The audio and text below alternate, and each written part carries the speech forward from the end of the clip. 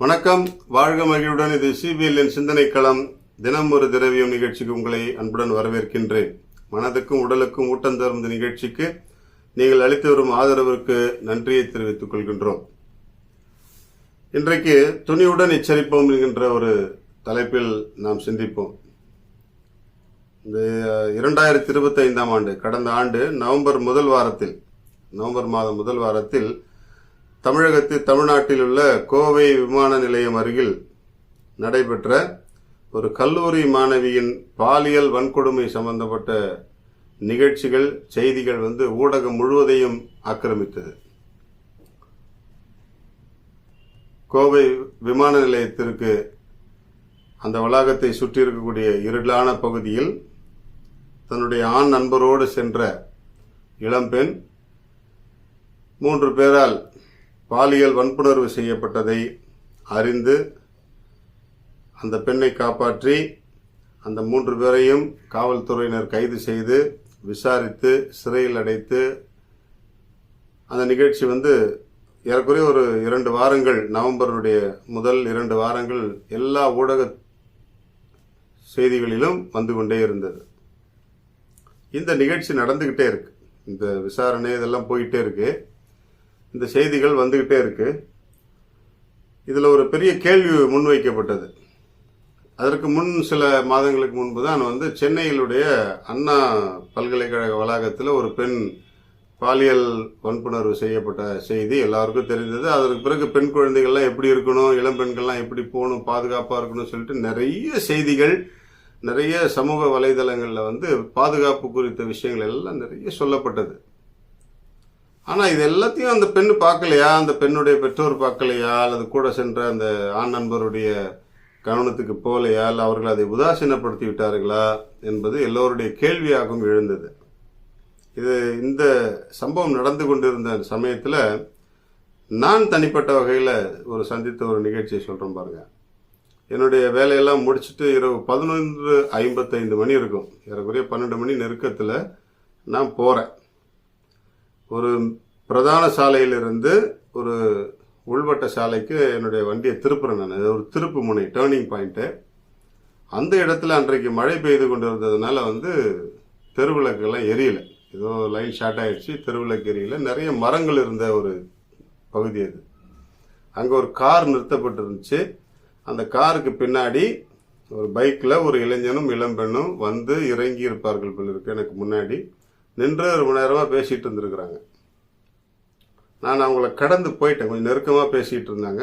கடந்து போயிட்டு திருப்பி வந்தேன். மணி 11:55 ஆகுது, நள்ளிரவு நேரம், உங்களுக்கு பயம் இல்லையா அப்படி நின்றுட்டு இருக்கிறீங்களே அப்படின்னு சொல்லி கேட்டேன். உடனடியாக சாரி சார் சொல்லிட்டு 2 பேரும் கிளம்புறதுக்கு எத்தனித்து ஒரு வழியாக போயிட்டாங்க. நான் அவங்க போனதுக்கப்புறம் தான் அந்த இடத்துல மூவ் பண்ணேன். எனக்கு பின்னாடி வந்த ஒருத்தர் என்கிட்ட ஒரு செய்தியை சொல்லிட்டு போனார். கோயம்புத்தூரில் கூட அந்த பொண்ணும் பையனும் போகும்போது இந்த மாதிரி யாராவது அந்த பொண்ணையும் பையனையும் வான் பண்ணியிருந்தாங்கன்னா அந்த நிகழ்ச்சி நடந்திருக்காதுல்ல அப்படின்னார். உண்மைதான். நாம் கடந்து போகிறோம்.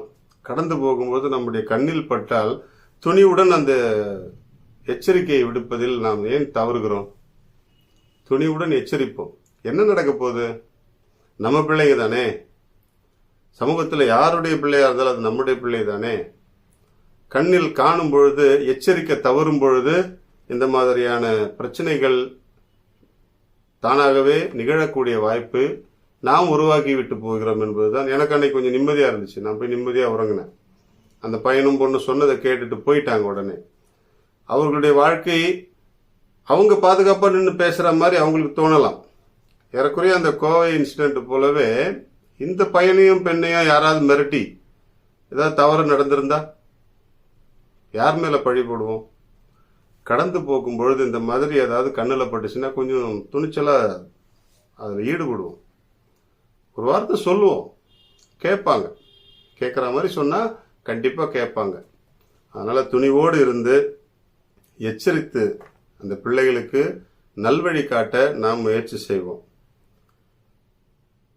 இவ்வளவு எச்சரிக்கைகள் இருந்தும் பிள்ளைகள் தவறிக்கொண்டே தப்பு செய்துட்டே தான் இருக்கிறாங்க.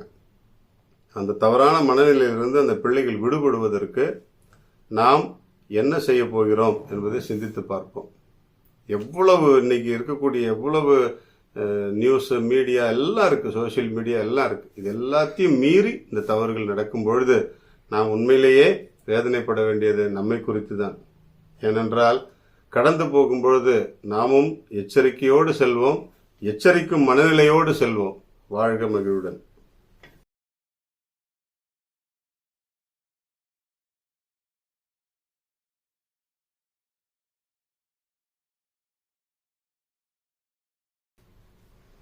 இன்றைக்கு நம்முடைய முகம் அழகாக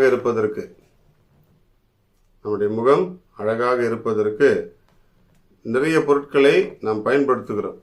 கண்டதையும் தடவி தடவி நம்முடைய முகத்தை பளபளப்பாக்குகிறோம். ஆனால் சில விஷயங்களை நாம் சேர்த்துக்குவோம். பீட்ரூட், கேரட், கீரை வகைகள். நான் ஏற்கனவே ஒரு இதில் சொல்லியிருந்தேன், மூக்கிரட்டை கீரை அப்படின்னு சொல்லிட்டு. இந்த மாதிரி நிறைய கீரை, பொதுவாக எல்லா கீரைகளும் நம்முடைய முக அழகை பாதுகாக்கக்கூடிய ஒரு உணவு தான். அதனால் பீட்ரூட், கேரட், கீரைகள் இவைகளை எவ்வளவு முடியுமோ அவ்வளவுக்கு உணவில் சேர்த்துக்கொள்வோம். நம்முடைய முக அழகை மீண்டும் அழகாக்க முயற்சி செய்வோம். வாழ்க மகிழ்வுடன்.